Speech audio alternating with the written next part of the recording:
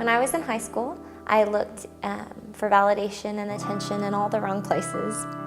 My mom was a single mom, and so my dad wasn't really involved in my life.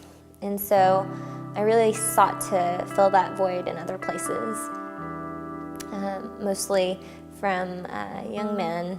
And I would dress provocatively and kind of act out just to get attention. I would go out with my friends all the time, go drinking and parties and stay out all night long.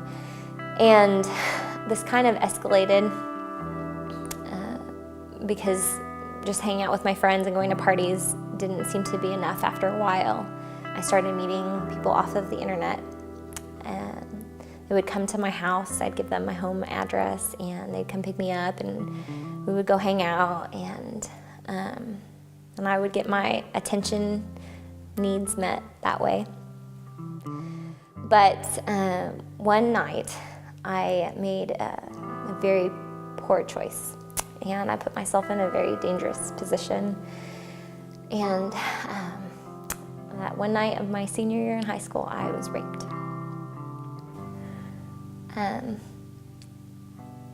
He told me that nobody would ever care about me, that I was dirty, and he said a lot of horrible things about me.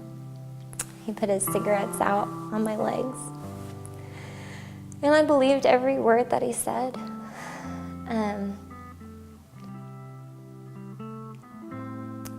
He told me nobody would believe me, and so I didn't tell anybody for the longest time.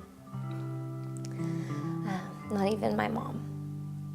I just thought, after having something like this happen to me, how could anybody ever care for me? I mean, my own dad didn't really care for me. So I joined the Air Force at 17, left home, tried to go at it on my own, and